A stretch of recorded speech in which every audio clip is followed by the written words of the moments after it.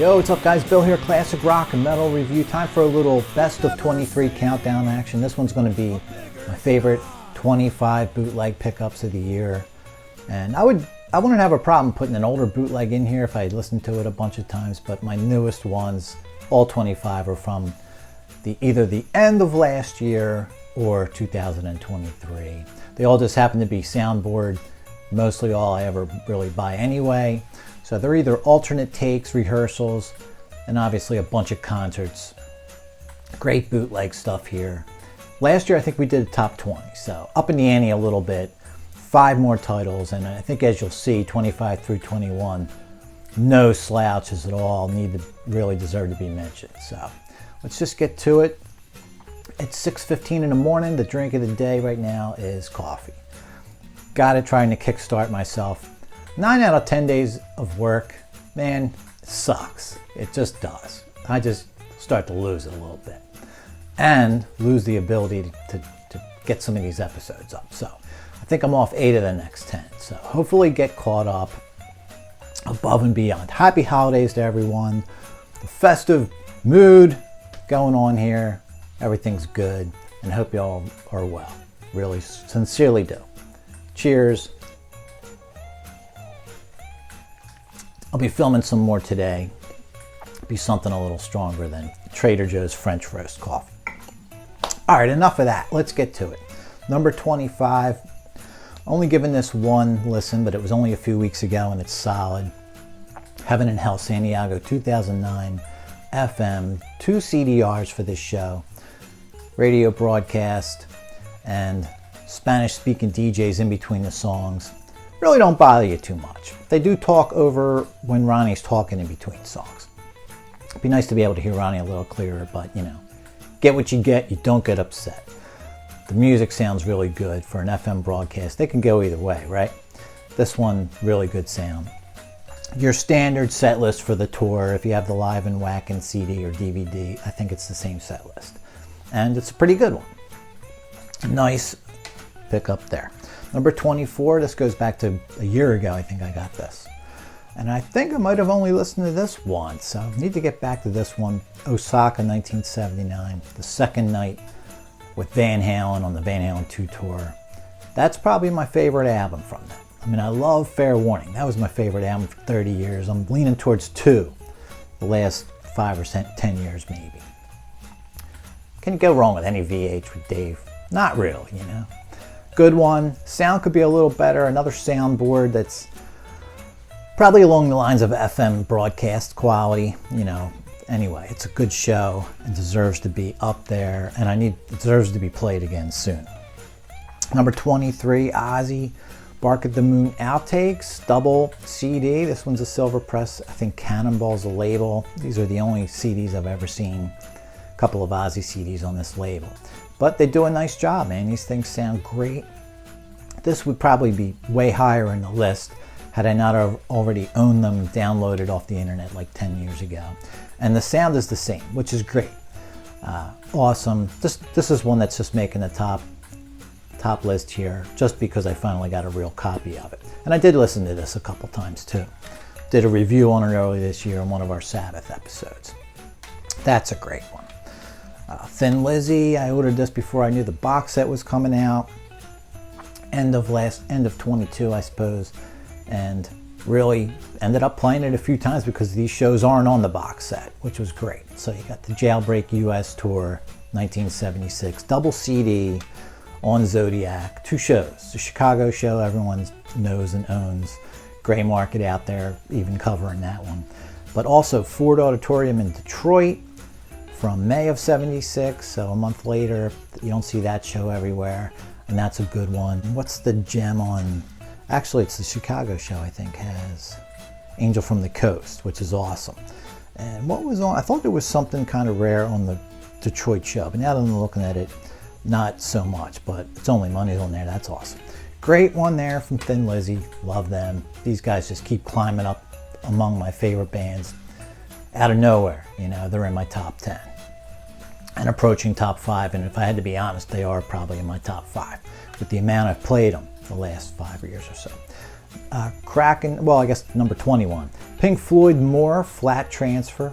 Nice, not just a vinyl rip. So supposedly from some sort of pre-release acetate sent out to, sounds like reviewers, DJs too, but sounds like just press got copies of this. So it's supposedly a sort of pre-release transfer, or version I should say. And man, it just sounds excellent, you know, like a vinyl rip of a great original press kind of thing. I can't really tell any differences from the final product, honestly. And I know More pretty well, but I haven't played it a whole lot the last 15, 20 years. So it was probably as much just hearing it again, but also hearing it in the best quality I ever heard. Awesome. You do get some bonus tracks, Seabirds being the main one, Hollywood. I think Hollywood's on the early years box set, but not Seabirds. The Seabirds that's on the box set is not this one from the movie. So kind of cool. An alternate of More blues, an alternate of theme. More theme. So great one there. Number 20, let's get into some top 20 stuff. Iron Maiden, Definitive Me-Man, if I'm saying it right, 1981. This was a huge package that came with a bonus DVD and another bonus CD and another DVD, if I remember right. But the main show here is the star of the show to me. 79 minutes and 50 seconds, perfect sound quality, Killers Tour, and man, what a great show. You know, I'm just starting to get into those earlier albums the last few years. This one, you got almost every song from those first two albums. Great one. I have to get back to a lot of these now that I'm looking at them, because a lot of these go back to earlier in the year. And same for this one, probably last winter or spring. Rainbow Down to Earth, Rough Mix, Deluxe Edition, mouthful of a title, 8 of the songs from that album, rough mix versions, and then basically rehearsals of I think 7 of the songs. Since You've Been Gone's in the second batch, it wasn't in the first batch, so little variation. Also Set Me Free, Grand Bonnet solo track from a Cozy Pal tape with them working on that song. Pretty good one. I don't even have Down to Earth, so I just figured rather than get that regular album, let me just jump into this guy. I'll get the regular album later. So kind of cool way to get in the rehearsals and then the demos, and then I'll get the album for the final product. A little ass backwards maybe in a way, but not to me. I like going that route. Here's one that I played once when I got it and kind of forgot it because, you know, I put it up on the shelf there with the hundreds of other things I get every year. Seattle, 1983. This is, I think, I want to say King Biscuit. It's definitely a radio broadcast. Seattle, August 3rd. Nice, typical set list for that tour. It could be a little better, honestly, because there's a couple of spots with the sing-along thing that goes on for a while. I don't know if it's a drum solo. There's just a couple lulls in the show that if they weren't there so much and it just cruised through a little faster, probably be a little more higher on this thing. But can't stand shows with those just lulls to hear people sing, drum solo, you know, especially guys that do a bunch of 3 and 4 minute rockers like these guys, and we get these 8-minute pauses to let the crowd sing and shit like that. But the sound on this is awesome, and the show's great. You know, I just wish I could sort of edit down some of that nonsense. But it's a really good show, good pickup. Not a heck of a lot out there in the way of soundboard early stuff with Leopard, and of course their early years box set takes care of those prior years. So, all right, where are we at? Accept. This is number 17. Accept, Cleveland, 1984. Good sound, not great, but it's a really good, awesome show. Kind of got me thinking about Accept again for the first time in a couple years. Good one, solid one from Accept. Number 16, Traffic, Low Spark of High Heeled Sessions. There's a couple versions of this out there. I think I gave one away that was a different version last summer, I think, right in the summer when we hit 1,000 subscribers. Really cool. Really like this. And what makes this cool is like some of the songs I didn't think I'd like or wasn't sure about at all. Wasn't even sure what they were. Unknown, Traffic Jam 1, 2, and 3. They're some of the highlights of this CD to me. Whereas the title track, Low Spark, it's okay. It's not a whole lot different from the regular version. The sound quality is not as good as the regular version, so just really looking forward to hearing that song, and that song's kind of just okay. things I didn't know much about, really highlights on here for me. Rock and Roll Stew's killer. Rainmaker's good. All right, top 15. Great Bob Welch show from Fleetwood Mac at number 15. Sausalito, 1974. And this bootleg's actually from like, I think 2001, something like that.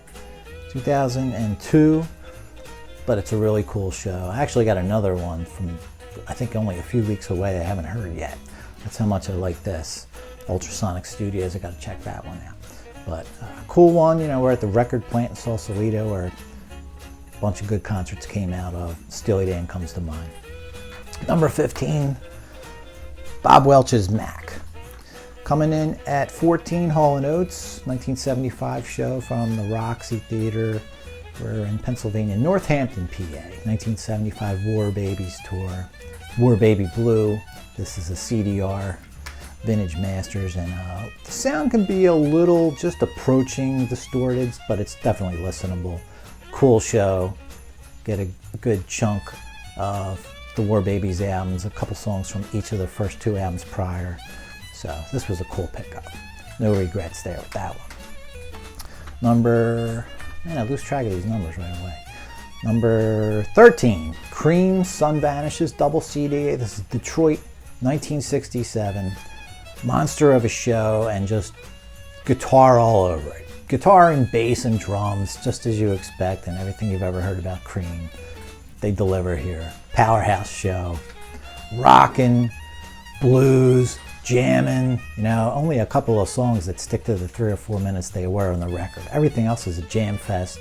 And man, I used to really be into this kind of stuff back in the like late 80s when I first got into classic rock, early 90s, and just kind of got away from those long kind of jams for the most part. But so that was kind of a fun revisit. I used to listen to stuff like that all the time. Number 12, AC/DC Brussels, 1982. I just picked this up a few months ago. 3 or 4 plays for this winter. Sound quality could be better. It's not the full set list on here, so that would be great to get one day. But man, what's on here is pretty awesome, you know. And I'm really liking the Back in Black stuff the most, honestly. You know, more of a fan, I think, of that album, the later Bon Scott, early Brian Johnson stuff. So covering it all here with Brian Johnson in 1982, Brussels, 1982. All right, number 11. Sabbath, Definitive Paris, 1983. Nice to get a great upgrade over the previous version of this that was out there. So this ended up getting played probably 4 times during the year. And man, what a great show. I just like it. I know it's abbreviated, really, and Iron Man's cut in half. So it's honestly only 11 songs, not the full show. But man, just really cool. You could finally get a good version of hearing Bev Bevan do a drum solo there with Gillan on the bongos and congas and stuff.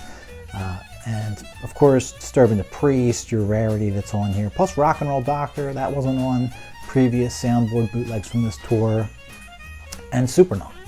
So there you go, plugging some holes from the Born Again tour, soundboard wise. Awesome. Number 10. I almost can't believe I'm saying this myself. I need a drink before I mention this. A little more Java down the gullet.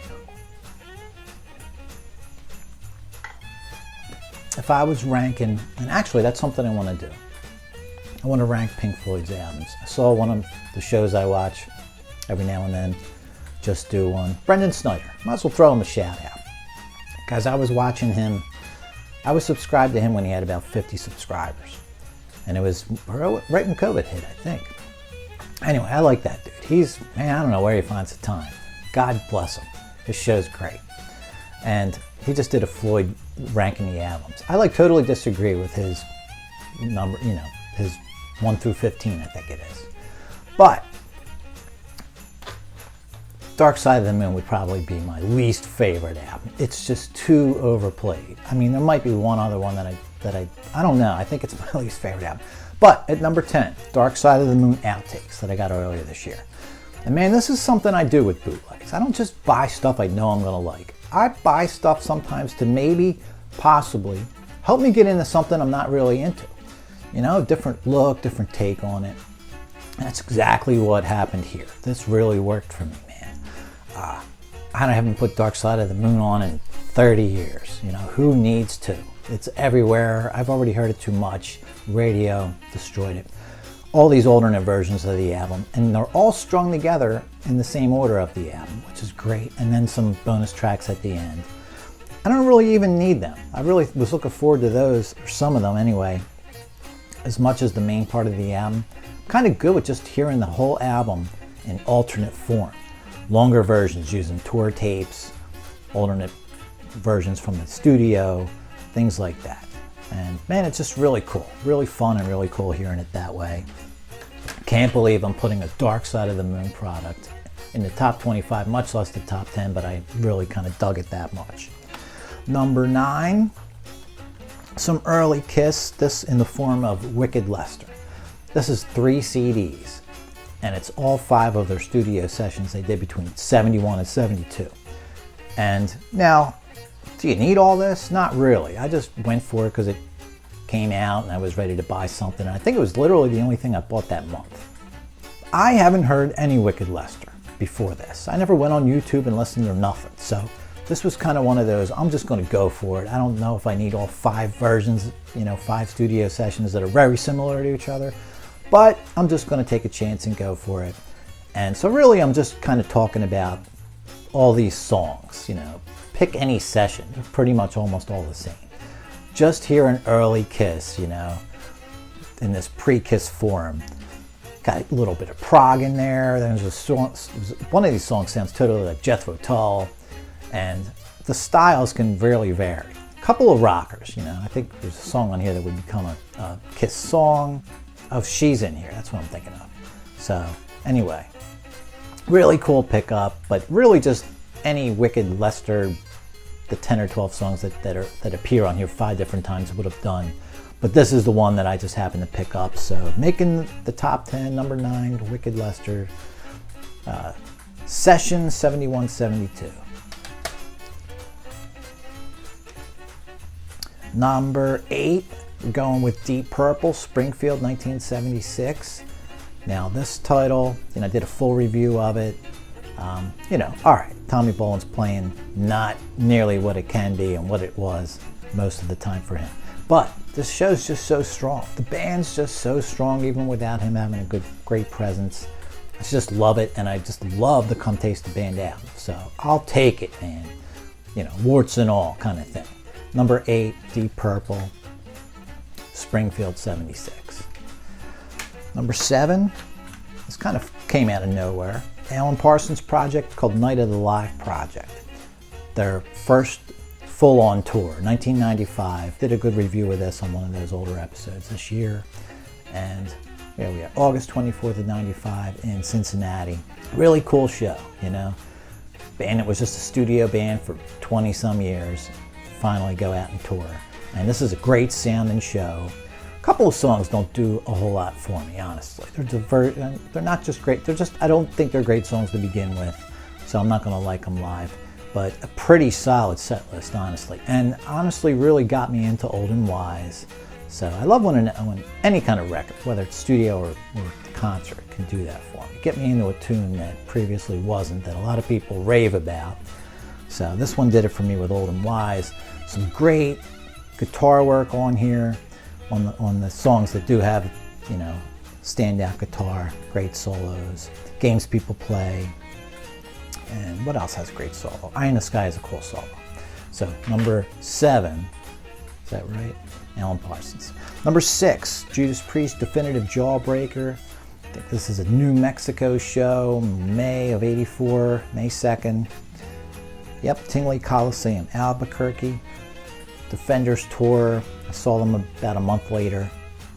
Same exact set list, so it was kind of fun reliving the concert because really, almost an identical version. Halford's a little rough on this one.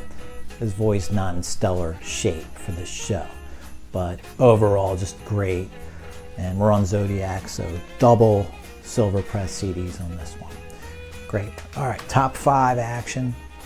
Here's something that just came around a few months ago, but really enjoying it.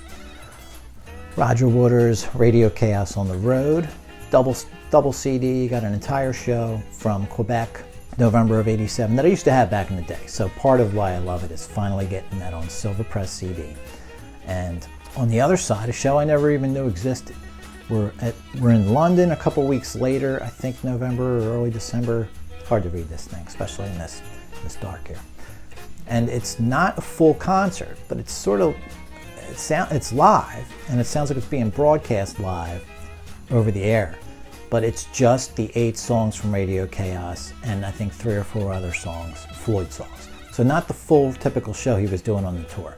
Seems like almost like something he did just to get the 8 Radio Chaos songs out over the air live. And that's really cool, and the sound quality on that is great, better than the Quebec show.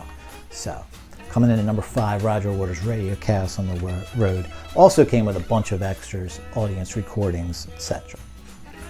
Now this goes back a year ago, so really got this the end of 22, but enjoyed it into 23. Even listened to it again a week or 2 ago. Kiss, Sioux City, 1982, Creatures in the Night Tour. Great one, double CD on Zodiac. And just a really cool show. Honestly, really just getting into Kiss a lot the last 4 or 5 years, you know. Definitely a fan, you know, who the hell is? But I only had like 4 of their albums, their first 4 albums, up until 2 or 3 years ago. I got everything else up till Creatures of the Night within the last 3 or 4 years. So this is really just cool. And the reason I got Sioux City of all those 5 or 6 shows that popped up when that box set came out is it's got the most songs from Creatures on there. Keep Me Coming, I think, is the one that's only on this one, and that's pretty cool. So there you go, number 4, Kiss. Coming in at number 3, the Allman Brothers Band, Complete Oakland, 1975, double CDR. You do have some sort of manipulation at the mixing desk where levels for certain instruments get cut off for a second or two. You'll just hear the bass, then you'll just hear the drums, then you'll just hear drums and bass, then you hear everyone again. That goes on throughout the show, but that actually makes it more interesting in a way. Man, you really get to focus on certain instruments for a few seconds every now and then. Man, it really just shows off the musicianship of this band, and it's a great era for the band, you know. Coming out of that win, lose, or draw tour, and solid Allmans at number 3. Number 2, another Kiss title. This one can sound a little rough in spots, but overall, really great powerhouse show. I think 75 is the year for me in Kiss live. Tulsa, 1975 soundboard. Guys are still scorching the earth at this point. You know, we're at some kind of fairground in Oklahoma or somewhere, and solid show. I think it's the best Come On and Love Me that I've ever heard. It's solid otherwise. Kiss, Tulsa 75, number 2. And at number 1, partly because it's kind of a build-up. I noticed this title on Disc Japan like 2-3 years ago, and it was always sold out. Then finally, I'm on RZ earlier this year. I never used RZ. I looked on there once in a while, and just something about it just told me, I don't know. I was a little leery of it. Disc Japan seemed like the site to go to. But finally, I just got tired of waiting and went to RZ to get the Scorpions Love at First Sting demos and rehearsals. Surprisingly to me, you got Jimmy Bain on bass and Bobby Rondinelli on drums. And I had no idea they were playing there. I guess the other guys were just temporarily out of the band. I guess they were partying too much. But that's who you had subbing for them, basically. Just makes it a little more interesting, you know. Bobby does they both do a couple different things than would be on the album. Plus, you're in rehearsal mode. There's one song on here that wasn't on the album. I think it's an instrumental. But it's just a really cool experience, you know, one of those sort of fly-on-the-wall things. But only one version of each song, so it's like you just basically get most of Love at First Sting and a couple little odds and ends in there. Solid, great show. You know, I just been looking for it for years, finally got it, and really exceeded expectations, I guess. So part of it's just finally getting it, the other part of it being basically better than I thought it would be. So this was a cool one.